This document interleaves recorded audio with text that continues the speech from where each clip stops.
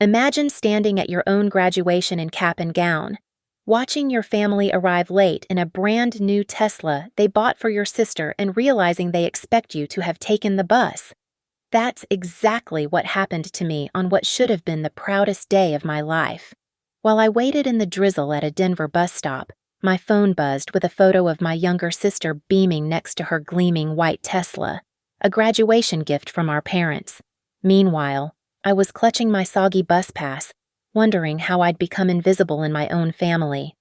My name is Lila Carter, and I'm 24 years old. As I stood there at the bus stop on 17th Street, watching the rain create dark spots on my graduation cap, I wondered if this was what rock bottom felt like. The irony wasn't lost on me. Here I was, about to receive my bachelor's degree with summa cum laude honors from the University of Colorado, Denver, and I was taking public transportation to my own graduation ceremony. The bus was running late. Of course, it was supposed to arrive at 10:15 a.m., but the digital display kept pushing back the estimated time, 10:20, 10:25. Each minute that ticked by felt like another small humiliation piling onto what should have been my moment of triumph. My phone buzzed against my palm, and I almost didn't want to look, but curiosity won out, as it always does. The notification was from my sister Sophie's Instagram story. I tapped it open and felt my stomach drop. There she was, Sophie, 20 years old and radiant as always, leaning against the hood of a pristine white Tesla Model 3. Her smile was so wide it practically stretched off the screen, and she'd captioned the photo with a string of celebration emojis and the words, "Best parents ever. New ride, you're blessed." I stared at the image until my vision blurred, not from the rain, but from something much hotter building behind my eyes. The Tesla looked like it had just rolled off the showroom floor, all sleek lines and that distinctive minimalist design that screamed expensive. I could practically smell the new car leather through the screen. The timing was what really got to me. This wasn't some random Tuesday surprise. Today was my graduation day, the day I'd worked toward for 4 grueling years of balancing full-time classes with part-time jobs, surviving on ramen noodles and determination, the day my family was supposed to celebrate me. Instead, they'd decided to surprise Sophie with a $40,000 car. Another buzz. This time it was a text from my mom, running a few minutes behind. "Honey, see you there." No mention of the Tesla. No acknowledgement that while they were busy making Sophie's dreams come true, they'd left me to figure out my own transportation to the most important event of my academic life. When I'd mentioned last week that my ancient Honda Civic was making concerning noises and probably wouldn't make it to the ceremony, Dad had waved me off with a casual, "The bus runs right there, kiddo. Super convenient." Super convenient, right. A BMW pulled up to the curb near me, and I watched a girl about my age climb out of the passenger seat. She was wearing the same cap and gown as me, but hers looked crisp and dry. Her parents, I assumed they were her parents, got out too. The dad immediately pulling out a professional-looking camera while the mom fussed over the girl's hair. They were all smiles and excited chatter, the kind of family moment I'd imagined having today. "Sarah, stand right there by the sign," the dad called out, gesturing toward the university banner hanging from a nearby lamppost. "This lighting is perfect." I turned away before I could watch their impromptu photo shoot. My chest felt tight, like someone was squeezing my ribs from the inside. The bus finally wheezed to a stop in front of me at 10:32 a.m., its doors opening with a mechanical sigh that somehow sounded sympathetic. I climbed aboard, careful not to let my cap slip off, and found a seat near the back. The handful of other passengers barely glanced up from their phones. As we lurched away from the curb, I caught a glimpse of myself in the bus window's reflection. My graduation cap sat slightly crooked on my dark hair, and there were water droplets on my glasses that I hadn't noticed before. I looked exactly like what I was, a girl whose own family had forgotten to prioritize her on the day that should have been all about her. My phone buzzed again. Another Instagram story from Sophie. This one a video of her running her hands over the Tesla's dashboard while squealing about how Dad totally surprised me. The camera panned to catch our father in the background, grinning like he'd just won Father of the Year. I closed the app and shoved my phone into my bag before I could see any more. Through the bus window, Denver's skyline came into view, all glass and steel reaching toward the cloudy sky. Somewhere in those buildings, my parents were probably driving Sophie around in her new car, maybe stopping for coffee or taking more photos for social media. Meanwhile, I sat on a city bus that smelled like disinfectant and someone's forgotten breakfast sandwich, trying to psych myself up for what should have been the happiest day of my life so far. The worst part wasn't even the Tesla itself. It was the casual way they'd dismissed my needs while lavishing attention on Sophie's wants. It was the pattern I'd been living with my entire life, crystallized into this one perfect, painful moment. As the bus turned onto campus and I could see the graduation setup in the distance rows of white chairs and a stage draped in university colors, I made a decision. Today might have started with me standing alone in the rain, but it wasn't going to end that way. The favoritism didn't start with the Tesla. It had been brewing in our Boulder household for as long as I could remember, subtle at first, then increasingly obvious as Sophie and I grew older. Our family lived in a sprawling ranch-style house in the foothills, the kind with floor-to-ceiling windows that showcased the Flatirons and a 3-car garage that was always filled with Dad's project cars. Money was never an issue. Dad worked as a senior engineer at Northwest Dynamics, a tech company that specialized in aerospace components, while Mom sold million-dollar homes to Denver's elite as a luxury real estate broker. We were comfortable more than comfortable. But comfort, I learned early, didn't guarantee fairness. Sophie arrived into our world when I was 4, a chubby-cheeked baby with an infectious giggle who seemed to light up every room she entered, even as a toddler. She had this magnetic quality that drew people in. She was loud where I was quiet, bold where I was cautious, and spontaneous where I was methodical. Mom always said Sophie filled the house with sunshine, while I was described as our little scholar, or so mature for her age, phrases that sounded like compliments but somehow felt like gentle dismissals. The pattern established itself early. When Sophie turned 6, Mom and Dad threw her a princess-themed birthday party that looked like something out of a magazine. They rented a bounce house, hired a face painter, and invited half her kindergarten class. The backyard was transformed into a pink and purple wonderland that probably cost more than most people's monthly rent. My 6th birthday, 2 years earlier, had been a small family dinner at Olive Garden. But you don't like big parties, sweetie?" Mom had explained when I asked why Sophie's celebration was so elaborate. "You're more of an intimate gathering kind of girl." I was 6. I didn't even know what intimate gathering meant, but I knew I wanted a bounce house too. School events followed the same pattern. When Sophie scored her first goal in recreational soccer at age 7, Dad took the day off work to be there, whooping from the sidelines like she'd just won the World Cup. The goal made it onto both parents' Facebook pages with captions about their little superstar. When I won the regional spelling bee that same year, beating kids 2 grades older than me, Dad missed it because of a work meeting. Mom was there, but spent most of the competition on her phone dealing with a client emergency. The local newspaper took my photo holding the trophy, but somehow our family never found time to frame it. "You're just so naturally gifted at academics," Mom would say whenever I brought home perfect report cards or academic awards. "It comes so easily to you," as if my achievements were inevitable rather than the result of hours spent studying in my room while Sophie watched cartoons downstairs. High school amplified everything. Sophie joined the cheerleading squad, and suddenly our Friday nights revolved around her games.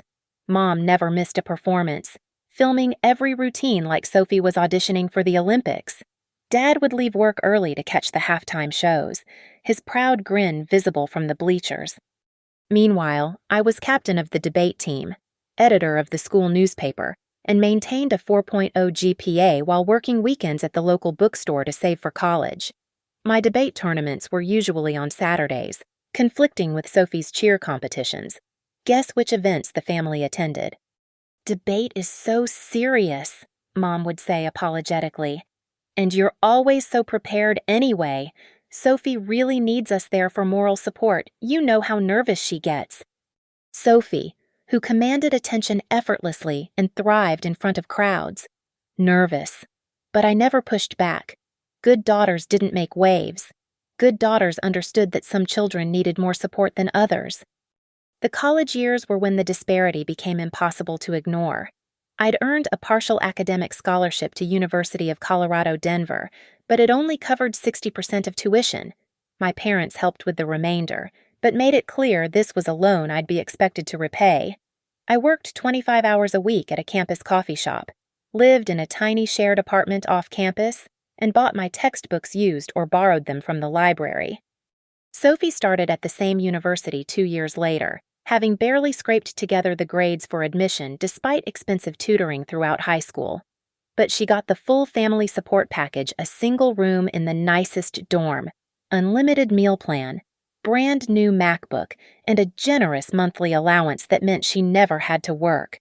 When she changed her major from business to art therapy to communications to finally settling on marketing, each pivot was celebrated as finding herself. When I changed my minor from psychology to journalism to better complement my communications major, Dad's response was, "Just pick something and stick with it. Lila." Last Christmas, Sophie had casually mentioned wanting a car for her birthday.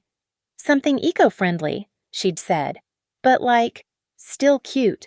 Mom and Dad exchanged one of those looks that parents share when they're already planning the surprise. I'd been driving the same used Honda Civic since I was 17, a car I'd bought myself with money saved from my bookstore job. It had 140,000 miles on it, a temperamental air conditioning system, and a radio that only picked up AM stations. But it was mine, and I'd never asked my parents for help with car payments or insurance. The irony was that Sophie had never even expressed much interest in driving. She was perfectly content bumming rides from friends or calling Ubers when she needed to get somewhere. The Tesla wasn't about transportation. It was about status, about being seen, about having something beautiful and expensive that announced her importance to the world. And maybe that was what hurt the most. Not just that Sophie got things I didn't, but that she got them without even asking, without needing them, sometimes without even wanting them. She existed in a world where her desires were anticipated and fulfilled before she fully formed them, while I lived in a world where my needs were practical problems to be solved with the most efficient, least expensive solutions available. Standing at that bus stop this morning, watching my reflection in the Tesla's gleaming paint job through Sophie's Instagram story, I finally understood something I'd been too loyal to admit for 24 years. I wasn't the difficult child for wanting equal treatment. They were the difficult parents for being unable to provide it. College was supposed to be my fresh start, my chance to prove that I could thrive without constantly being measured against Sophie's effortless charm. When I enrolled at University of Colorado, Denver, I threw myself into independence with the determination of someone who'd been waiting her whole life for the opportunity. My partial scholarship covered most of tuition, but the remainder still felt like a mountain to climb. While my parents helped with the balance, they made it clear this was an investment I'd be paying back with interest literally. We'd signed papers making it official, complete with a payment schedule that would kick in 6 months after graduation. "It builds character," Dad had explained, sliding the loan documents across our kitchen table. "You'll appreciate your education more if you have skin in the game." Meanwhile, I was sleeping on a mattress in a cramped apartment I shared with 2 other girls, both of whom seemed to survive entirely on energy drinks and determination. My roommate Maya was pre-med and studied until 2 a.m. most nights, while Jessica was working toward her teaching degree and tutored high school kids for extra money. We were all hustling, all scraping by, all intimately familiar with the weight of student loans and part-time job schedules. I landed a position at Grind Coffee, a campus cafe that specialized in overpriced lattes for students whose parents funded their caffeine addictions. 25 hours a week of pulling espresso shots, memorizing complicated drink orders, and cleaning milk steamers that never seemed to stay clean. The pay was minimum wage plus tips, which meant my weekly income fluctuated based on whether the business majors were feeling generous. My shifts started at 5:30 a.m. on weekdays, which meant rolling out of bed at 4:45 to catch the early bus. I'd arrive on campus while the buildings were still dark, unlock the cafe, and spend the next hour prepping for the morning rush. By the time my AMO communications theory class started, I'd already been awake for over 3 hours and served approximately 50 customers their daily dose of caffeine and attitude. But I was proud of the rhythm I'd created. My grades never slipped below a 3.8 GPA. I joined the campus newspaper as a staff writer, eventually working my way up to features editor. I even managed to squeeze in an internship at a local PR firm during my junior year, working unpaid but gaining experience that I knew would matter later. Sophie's college experience, when she joined me 2 years later, looked like something from a different planet entirely. She moved into Towers Hall, the university's newest and most expensive dormitory, complete with a private bathroom, built-in furniture, and a meal plan that allowed her to eat at any of the campus restaurants without checking prices. Her room was on the 12th floor with a view of the mountains that made my apartment's view of the parking lot seem particularly depressing by comparison. I just need to focus on my studies without worrying about mundane stuff, Sophie had explained when I asked if she was planning to get a job. Mom and Dad think it's better if I concentrate on finding my passion. Finding her passion turned out to be an expensive and time-consuming process. Sophie started as a business major, attending exactly half of her classes before deciding that corporate culture felt too restrictive. By Christmas break of her freshman year, she'd switched to art therapy, declaring that she wanted to help people heal through creative expression. Art therapy lasted exactly 1 semester. The coursework was too clinical, apparently, and didn't allow enough room for intuitive exploration. Next came communications, which she thought might be a good fit since it was my major and I could help her with assignments. That lasted 3 months. Communications was too theoretical and didn't offer enough hands-on experience. Finally, she settled on marketing, which she decided was perfect because it combined creativity with business strategy and would let her influence culture in meaningful ways. Each major change required course adjustments, which sometimes meant summer classes to stay on track for graduation, summer classes that my parents paid for without question, treating them like minor inconveniences rather than $1,000 mistakes. Meanwhile, I was spending my summers working double shifts at Grind Coffee and freelancing for a local lifestyle magazine that paid me $50 per article, not because I had to. Technically, my parents had offered to help with summer expenses, but because accepting their help came with invisible strings that I'd learned to recognize over the years. Help from my parents always came with commentary. Sophie's support was given freely, with encouragement and pride. My assistance came with gentle reminders about fiscal responsibility and the importance of learning to manage money. Sophie got blank checks. I got lectures about budgeting. The contrast became painfully obvious during family dinners, which I attended whenever I could spare the gas money for the 40-minute drive to Boulder. Sophie would regale everyone with stories from her latest campus adventure, the party she'd attended, the boy she was dating, the professor who'd praised her fresh perspective on a marketing campaign. When it was my turn to share, my accomplishments somehow sounded less impressive by comparison. Getting promoted to features editor at the campus paper. That's great, honey, but don't let it interfere with your coursework. Landing the PR internship. Just make sure you're not spreading yourself too thin. Last spring, Sophie had casually mentioned during Sunday brunch that she was thinking about getting a car. Something environmentally conscious, she'd said, spearing a bite of the Belgian waffle that Mom had made from scratch. But still, stylish. I'd been driving my Honda Civic for 7 years at that point. The odometer had rolled past 150,000 miles. The air conditioning only worked when it felt like it, and there was a concerning rattling sound that my mechanic said would probably be fine for a while longer. But it was paid for, and it got me where I needed to go, so I'd never complained. Sophie had never even expressed interest in learning to drive until that moment. Throughout high school, she'd been perfectly content to catch rides with friends or ask Mom to drive her places. She'd failed her driving test twice before finally passing on the 3rd attempt, then barely drove for months afterward because she said it made her anxious. But apparently, Junior year of college was the perfect time to overcome that anxiety with a brand new electric vehicle. A Tesla would be perfect, she'd continued, oblivious to the way my coffee mug had frozen halfway to my lips. They're so good for the environment, and they have all those cool tech features. Dad had gotten that thoughtful expression he wore when he was already mentally calculating numbers. Mom had started asking questions about range and charging stations with the enthusiasm of someone who was already planning a shopping trip. Nobody asked me what I thought about Sophie getting a car worth more than I'd made in the past 2 years combined. Nobody wondered if maybe the daughter who'd been driving an aging Honda and working 25 hours a week might also benefit from reliable transportation. Instead, they spent the rest of brunch discussing Tesla models and color options while I sat there feeling like an extra in someone else's movie. Again. That was 3 months ago. 3 months of watching Sophie research cars she'd never have to pay for while I nursed my Civic through another series of minor breakdowns and major repair bills.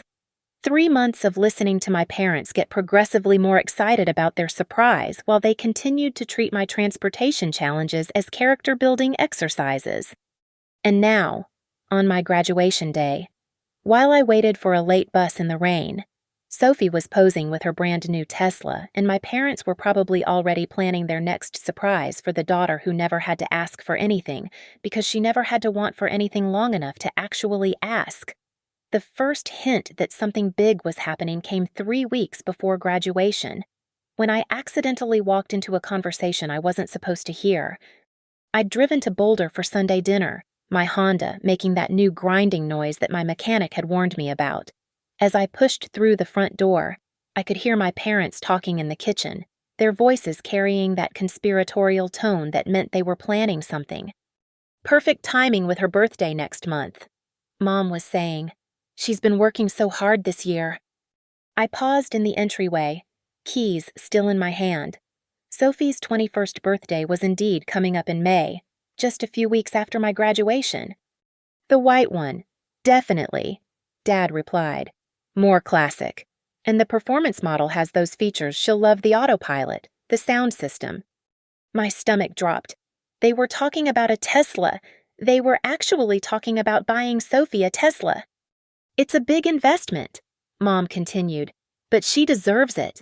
This year has been so challenging for her with the major change and everything." Challenging. Sophie's challenging year had consisted of switching from communications to marketing, a transition that required exactly 2 additional classes and had been accomplished without any decrease in her social life or her perfect manicure. Meanwhile, I'd been juggling 25 hours of work per week, a full course load, and an unpaid internship that required me to commute to downtown Denver twice a week. "She'll be so surprised," Dad said, and I could hear the smile in his voice. "Remember when we surprised Lila with that laptop for graduation?" That laptop had been a refurbished model that cost $300, a practical gift for someone starting their career. Dad had explained, no bells and whistles, just something reliable to get the job done. I'd been grateful for it, of course, but standing there listening to them plan a $40,000 surprise for Sophie made that laptop feel like a consolation prize. I cleared my throat loudly and made a show of jangling my keys as I walked toward the kitchen. The conversation stopped immediately. "Hey, sweetheart." Mom turned toward me with that bright smile she always wore when she was hiding something. "How was the drive that car still making noise?" "Yeah, it's getting worse," I said, watching their faces carefully. "My mechanic thinks it might be the transmission." Dad grimaced. "That's expensive. How much are we talking?" "Probably around $2,000 to fix properly. Maybe more." I waited, hoping for some sign that they might offer to help, especially given what I'd just overheard. Instead, Dad nodded thoughtfully. "Well, you've gotten good use out of that car. Maybe it's time to start thinking about something more reliable." "Used car lots have some decent options," Mom added helpfully. "Nothing fancy, but reliable transportation." "Nothing fancy, right." "Actually," I said, testing the waters, "I was wondering if maybe you could help with the repairs, or maybe co-sign for something newer I graduate in 3 weeks. and it would be nice to have reliable transportation for job interviews. The look that passed between my parents was subtle but unmistakable. It was the same look they'd shared when I'd asked for help with textbooks freshman year, or when I'd mentioned wanting to study abroad junior year but couldn't afford it. "Honey," Mom said gently, "you know we want to help, but you're 24 now. It's important for you to learn to handle these kinds of expenses on your own." "Besides," Dad added, "public transportation in Denver is actually quite good. Very convenient for someone just starting their career." Convenient, that word again. "And think about it this way," Mom continued, warming to her theme. "Not having a car payment will give you more flexibility in your first job. You won't be tied down to a specific salary requirement." I nodded and smiled, playing the part of the understanding daughter while my chest burned with something that felt like swallowing hot coals. They were absolutely right. Of course. It was important for me to be independent, to learn fiscal responsibility, to make my own way in the world. Just not important for Sophie, apparently. The next 2 weeks were torture. Every family text chain included updates about Sophie's classes, her social life, her latest adventures. But underneath the normal chatter, I could sense the excitement building. Mom started asking casual questions about Sophie's schedule, making sure she'd be free on specific dates. Dad mentioned taking a long lunch break for something special the day before my graduation. My graduation, which they'd committed to attending but had never asked if I needed help getting to. When I mentioned again that my car was getting worse, the grinding noise had developed into a full-blown shudder every time I shifted into third gear. Dad's advice was practical and economical. "The bus system really is excellent, kiddo, and you won't have to worry about parking on campus." The morning of graduation, I woke up at 5:30 a.m. to the sound of rain hitting my apartment windows. My Honda was making a new noise now, something that sounded like a dying wail every time I turned the key. After 3 attempts, it started, but barely, and I knew with absolute certainty that it wouldn't make the round trip to campus and back. I could have called my parents, could have explained that my car had finally given up and asked for a ride to my own graduation ceremony. But something stubborn and proud inside me refused to give them another opportunity to make me feel like an inconvenience. Instead, I looked up the bus schedule, put on my cap and gown, and walked to the stop in the rain. As I stood there watching luxury cars full of families drive past, my phone buzzed with Sophie's Instagram story. The Tesla was even more beautiful in the video than in the photo's pristine white paint that seemed to glow even in the overcast morning light. Those distinctive door handles that popped out automatically, an interior that looked like something from a spaceship. And Sophie, radiant as always, running her hands over the dashboard like she was petting a beloved animal. "Dad totally surprised me," she squealed in the video, the camera panning to catch our father's proud grin in the background. "I can't believe this is actually mine." The timestamp showed 8:47 a.m. My graduation ceremony started at 10 a.m. They'd given her the Tesla on my graduation morning, while I was standing in the rain waiting for public transportation to the most important day of my academic life.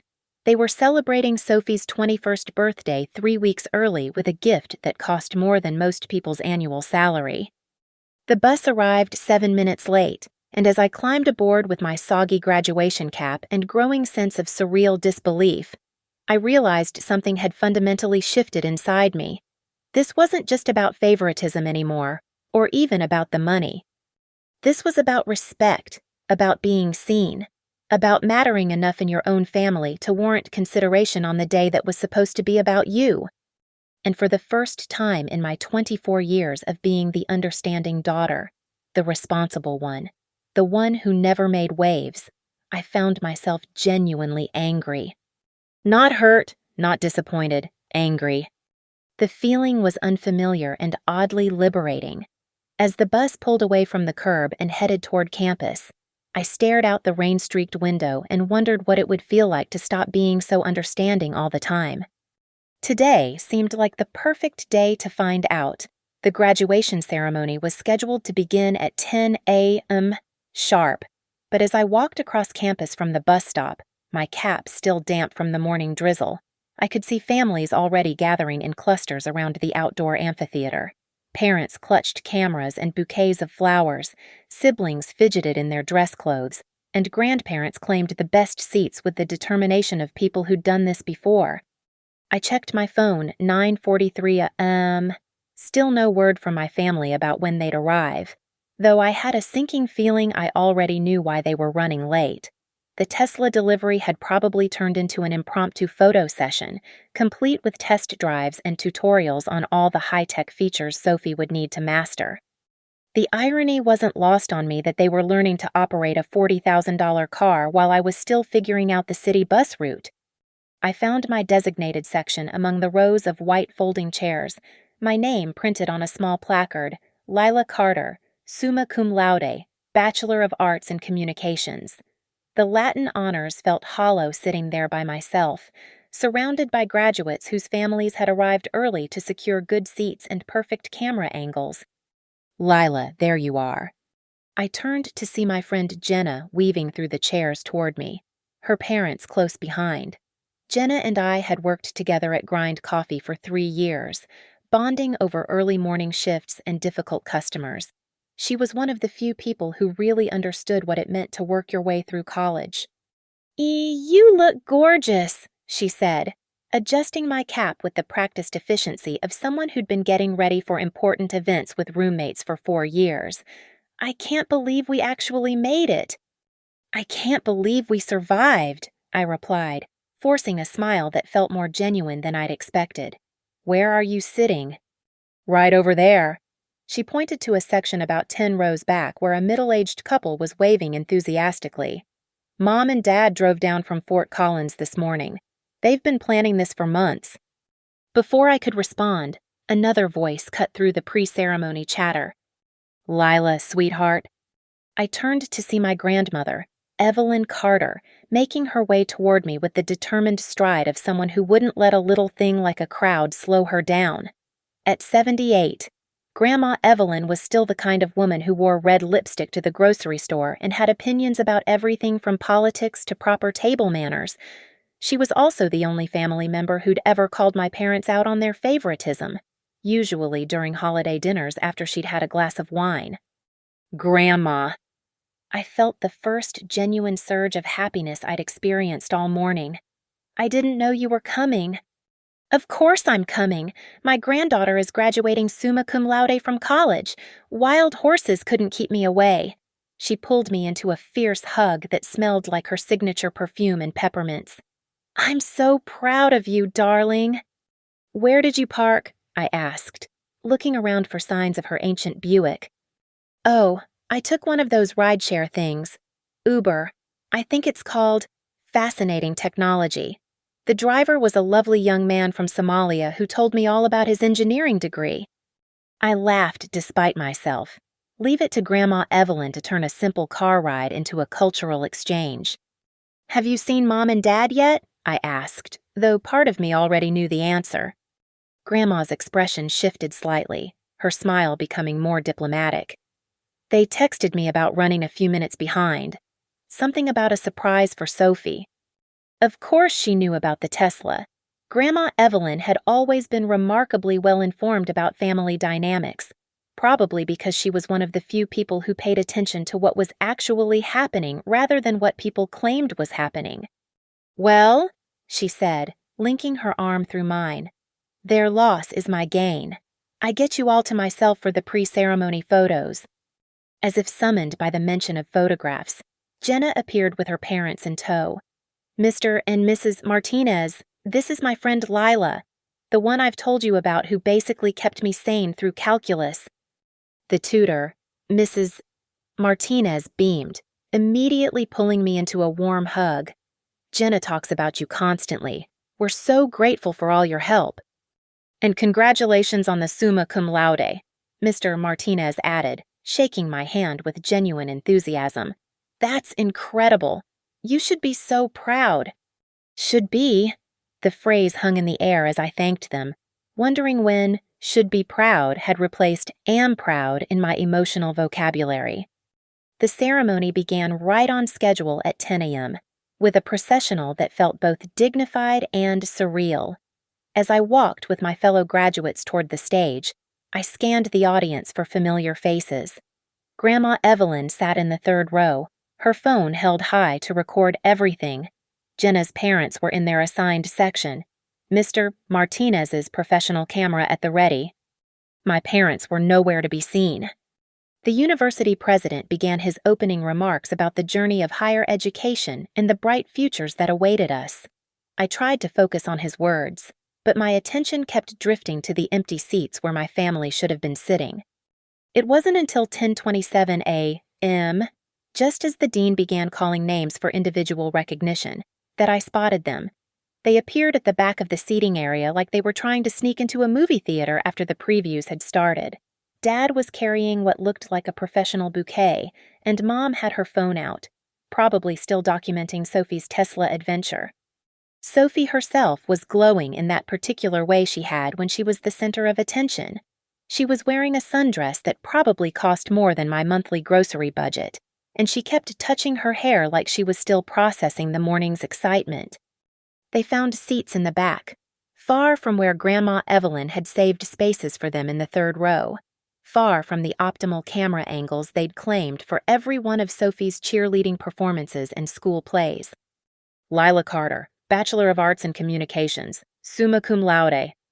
My name echoed across the amphitheater through the sound system, and I walked across the stage in a sort of emotional haze. The dean shook my hand and handed me the diploma folder, and for a moment I felt the weight of 4 years of work, sacrifice, and determination condensed into a single piece of paper. From the audience, I could hear Grandma Evelyn cheering loudly enough to wake the dead. Jenna's parents were applauding enthusiastically. Even some of my fellow graduates who I barely knew were clapping. My own parents, when I finally spotted them in the crowd, were looking down at their phones. I later learned from Sophie's Instagram story that they were posting pictures of her with the Tesla, adding the hashtag #ProudParents to images of their younger daughter posing with her surprise gift. The timestamp showed 10:29 a.m., 2 minutes after I'd walked across the stage to receive the highest academic honors my university offered. They were bragging on social media about Sophie's car. As I returned to my seat, diploma in hand and that familiar ache spreading through my chest, I caught Grandma Evelyn's eye. She was still beaming with pride, but there was something else in her expression, a sharpness that suggested she'd noticed exactly what I'd noticed. After the ceremony ended and we were all milling around taking pictures, my parents finally made their way over to where I stood with Grandma Evelyn. "Sweetheart, congratulations," Mom said, pulling me into a hug that felt performative rather than heartfelt. "We're so sorry we were late. Traffic was just terrible. And we had a little family situation to handle this morning," Dad added, not quite meeting my eyes. "Family situation? Right. Did you see Sophie's surprise?" Mom continued, her excitement bubbling over despite the circumstances. "We finally gave her the Tesla. She's absolutely over the moon." I looked at my sister, who was indeed glowing with happiness, completely oblivious to the fact that her joy was casting a shadow over what should have been my moment. "It's beautiful," I managed to say, because that's what the understanding daughter would say. But inside, something fundamental was shifting. As I stood there in my cap and gown, diploma in hand, watching my parents gush about Sophie's graduation gift on my graduation day, I realized I was done being understanding. It was time to stop making it so easy for them to overlook me. "Come on, Lila." Mom's voice cut through the post-ceremony chatter as families posed for photos around the amphitheater. "Let's get some pictures by Sophie's car. The lighting is perfect right now." I stared at her, still holding my diploma, cap slightly askew from the Denver wind. "You want to take my graduation photos with Sophie's Tesla?" "It's such a beautiful car," Dad chimed in, already walking toward the parking area where the white Tesla gleamed like a beacon among the more modest family vehicles. "And Sophie's so excited to share this moment with you." Share this moment. as if my college graduation was somehow incomplete without featuring my sister's brand new car as a prop. "The Tesla isn't the focus," Mom added quickly, sensing my hesitation. "You're the star today, sweetheart. The car just makes for a nice backdrop." Sophie was already posing against the driver's side door, her sundress coordinating perfectly with the car's pristine paint job. She looked like she'd stepped out of a luxury car commercial, all effortless beauty and radiant excitement.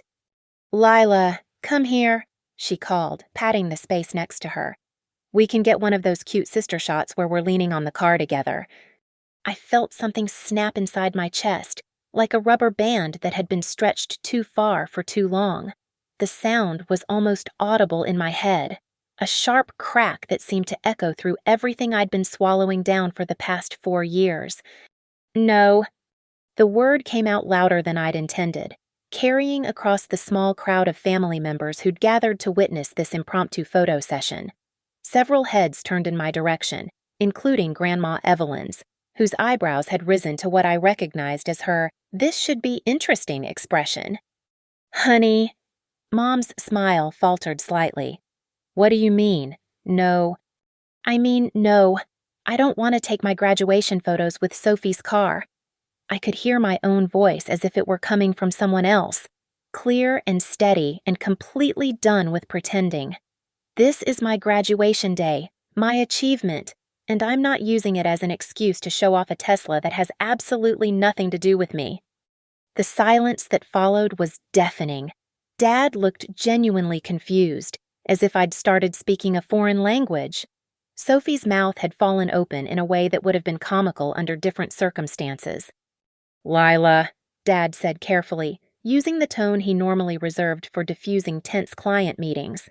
"Don't you think you're being a little dramatic? It's just a photo." "Dramatic." I repeated the word slowly, tasting its bitter edge. "I'm being dramatic because I don't want my college graduation to be overshadowed by Sophie's birthday present."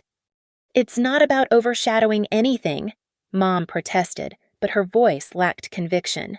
"We're celebrating both of you today." "Really?" I turned to face her fully, my graduation cap finally slipping off my head entirely. "Because you were 2 hours late to my ceremony because you were busy giving Sophie a $40,000 car. You missed my name being called because you were posting about the Tesla on Facebook. And now you want my graduation photos to feature her car instead of, I don't know, my actual achievement." Grandma Evelyn stepped closer, and I could see approval flickering in her sharp blue eyes. She'd been watching this family dynamic play out for decades, and she'd never been one to bite her tongue when she saw injustice. You know what," Grandma said, her voice carrying the authority of someone who'd raised 5 children and wasn't impressed by manufactured drama. "Lila's absolutely right." Dad turned to his mother with surprise. "Mom, come on.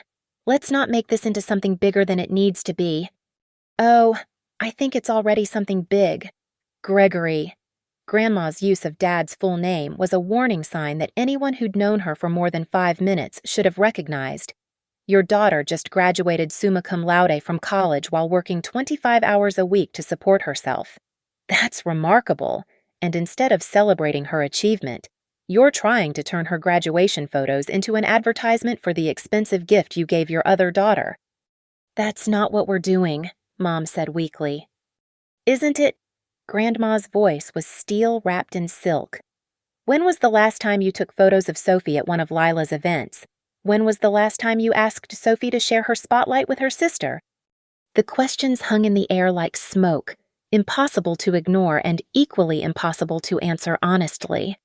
Sophie, who had been uncharacteristically quiet during this exchange, finally found her voice. "I don't understand why everyone's so upset. It's just a car."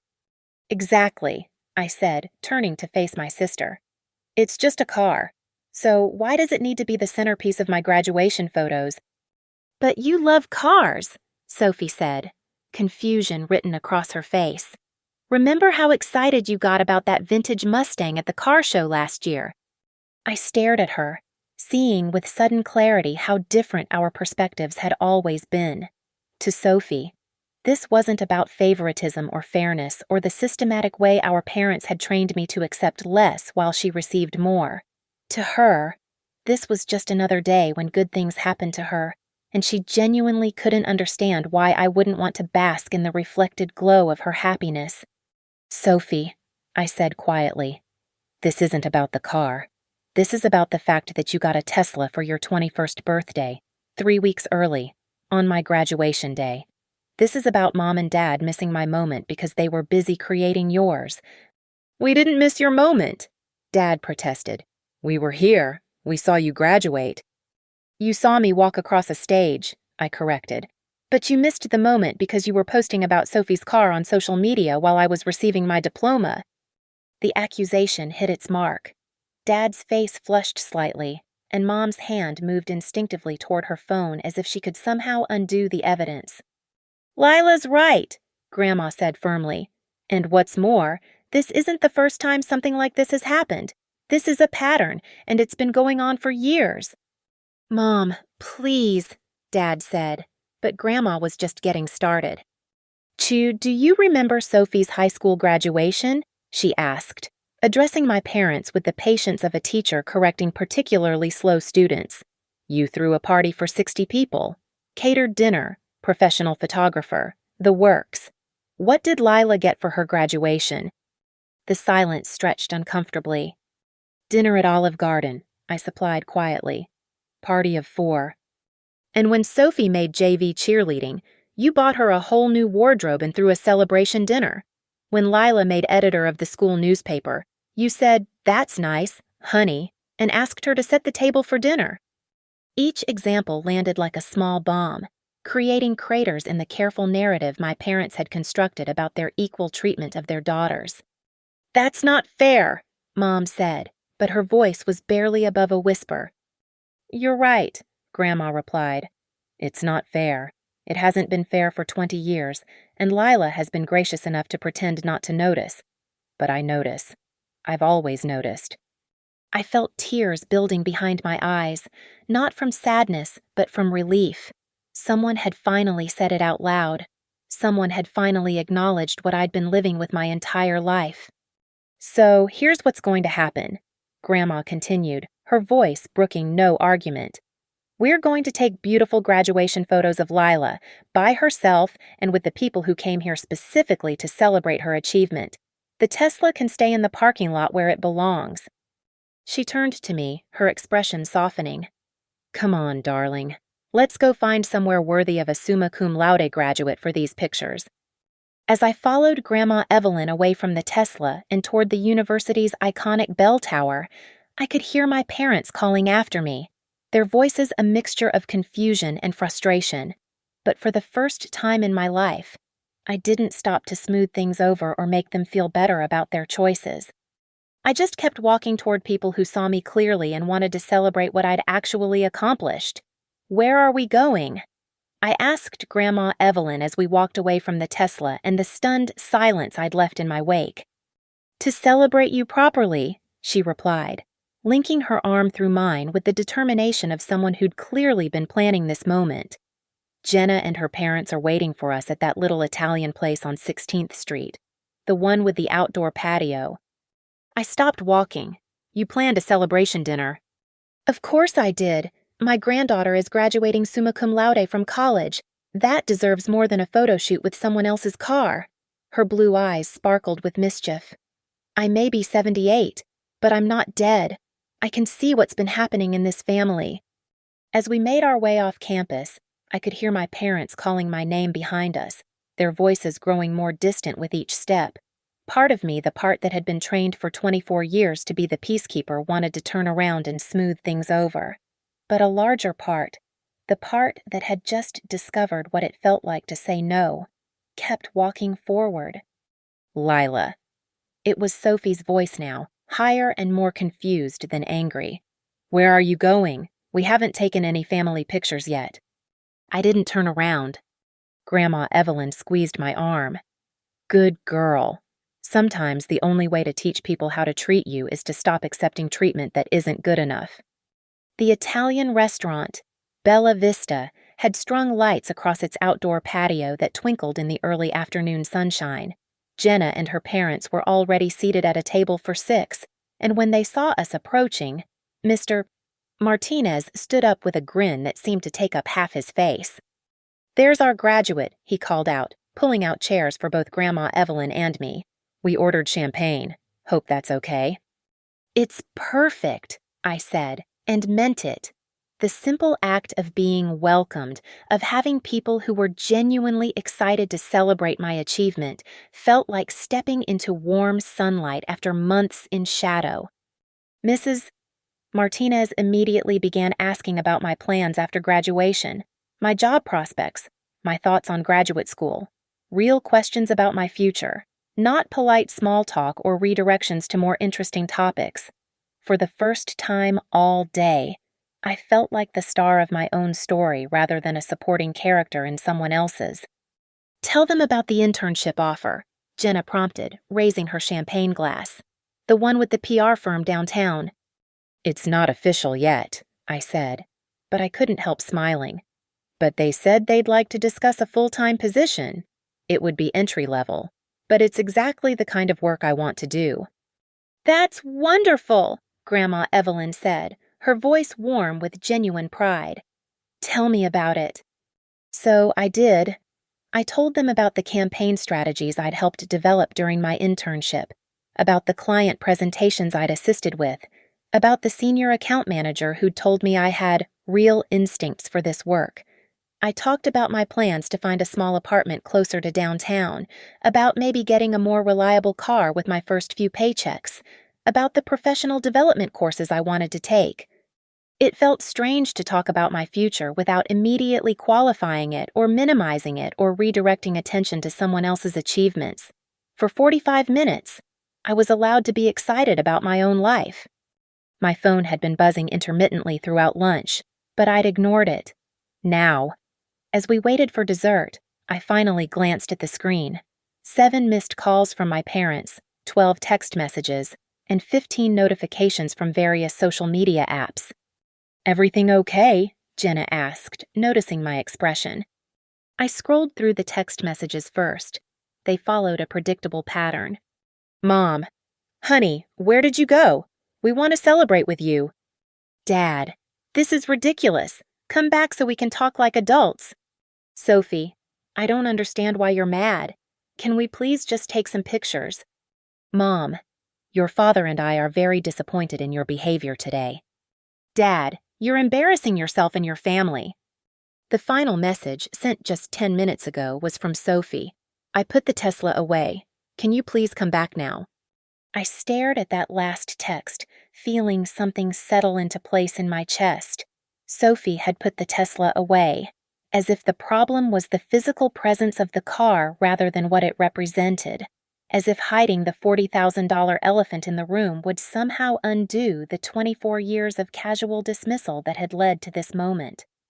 "Actually," I said, looking up at my table companions, "everything's perfect." I opened Instagram and took a photo of our celebration table, the champagne glasses, the remains of our pasta dishes, the small bouquet that Grandma Evelyn had surprised me with, and most importantly, the faces of people who were genuinely happy to be there. I wrote a caption that felt both honest and deliciously pointed. "Celebrating my graduation with the people who made time to be here from the beginning. Sometimes the most beautiful moments happen when you're surrounded by those who see your worth clearly, grateful for real love and genuine support. Summa cum laude, Josh real celebration, Tosh worth it." I tagged Jenna, her parents, and Grandma Evelyn, then posted it before I could second-guess myself. The response was immediate.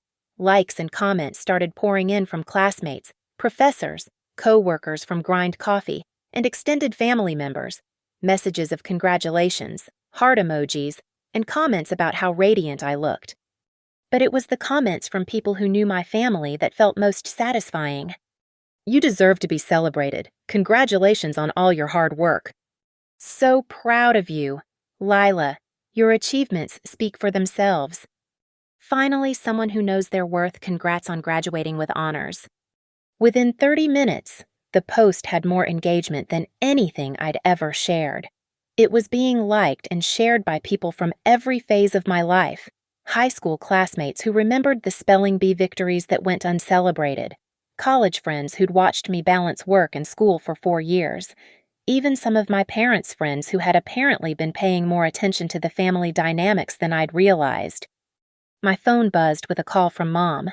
I declined it and returned my attention to the cannoli that Mr. Martinez had insisted we all share. "You know," Grandma Evelyn said, watching me with approval, "your grandfather would have been so proud of you today, not just for graduating, but for standing up for yourself." "I've never done anything like that before," I admitted. It felt terrifying and amazing at the same time. "The best moments usually do," she replied. "Your parents love you, Lila, but they've gotten comfortable taking you for granted. Sometimes the people who love us need to be reminded that love requires effort and attention, not just assumption."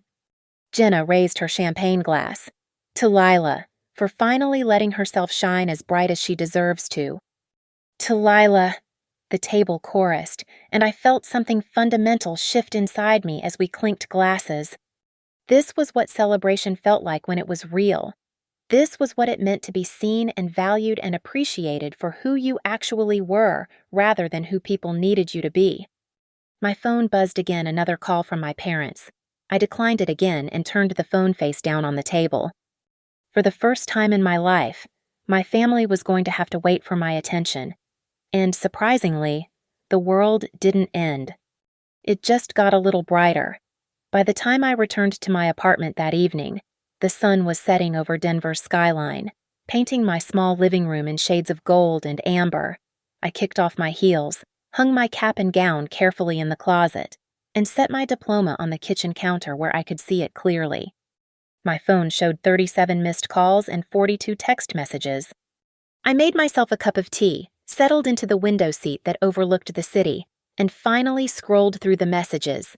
The pattern was predictable confusion, frustration, guilt-tripping, and finally, around 6 p.m., what appeared to be genuine concern. "Dad, we're worried about you. Please just let us know you're safe." "Mom, I keep thinking about what your grandmother said today. Maybe we need to talk."